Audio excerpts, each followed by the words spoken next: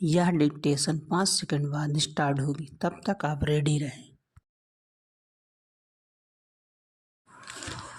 Ready start. यदि केंद्र सरकार ने राजमार्गों से अतिक्रमण हटाने के लिए राज्यों को फिर से चिट्ठी लिखी, तो इसका मतलब है कि पहले जो चिट्ठियां लिखी गई थी उन पर ध्यान नहीं दिया गया या फिर अतिक्रमण फौरी तौर पर ही हटाया गया।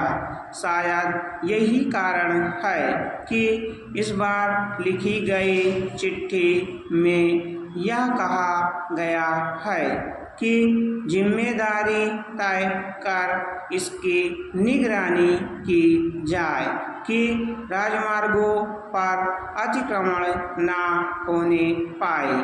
केंद्र सरकार ने राज्यों को पिछले दिशा निर्देशों की भी याद दिलाई है।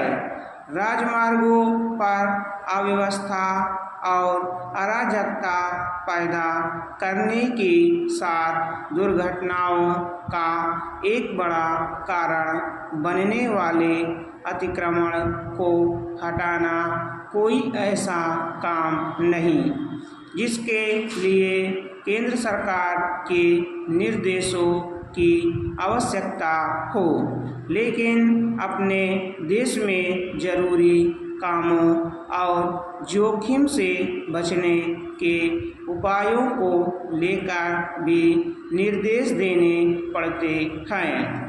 इससे यही पता चलता है कि राज्य सरकारें और उनकी एजेंसियां राजमार्गों पर किए जाने वाले अतिक्रमण हटाने को लेकर गंभीर नहीं। जब वे राजमार्गों पर सुगम यातायात को लेकर सजग नहीं, तो फिर वे राजमार्गों यानी स्टेट हाईवे एवं अन्य सड़कों को अतिक्रमण से मुक्त रखने के लिए कितना तत्पर रहती होंगी।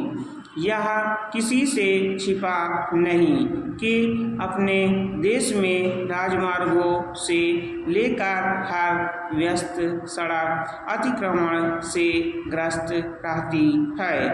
इसके चलते न केवल आवागमन में बाधा पैदा होती है और जाम लगता है, बल्कि दुर्घटनाएं भी होती हैं, जिनमें प्रतिवर्ष 1.5 लाख से अधिक लोग मरते हैं। यह अच्छी बात नहीं कि राज्य सरकारों को बार बार याद दिलाना पड़े कि राजमार्गों को अतिक्रमण से बचाने की जरूरत है। इसकी आवश्यकता तो राज्य सरकारों को स्वतः महसूस होनी चाहिए।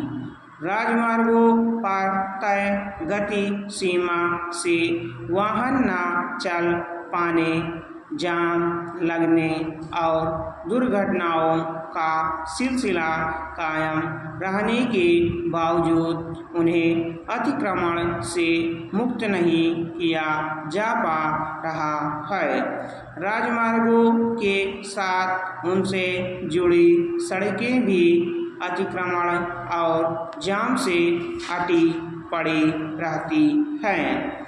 शहरी सीमा में तो राजमार्ग बिल्कुल आम सड़कों की तरह तब्दील हो जाते हैं। उनमें हर तरह के वाहन चलते नजर आते हैं। इसके अतिरिक्त यह भी देखने को मिलता है कि उनमें यातायात नियमों का पालन नहीं होता। स्थिति यह है कि उल्टी दिशा में भी वाहन चलते मिलते हैं।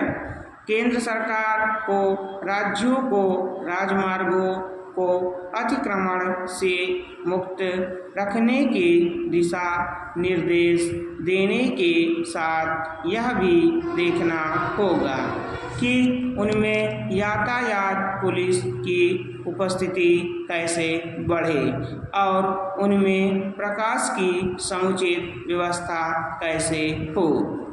चूँकि बरसात करीब आ रही है, इसलिए राजमार्गों में जल निकासी की व्यवस्था पर भी ध्यान दिया जाना चाहिए और उन्हें गड्ढा मुक्त करने पर भी।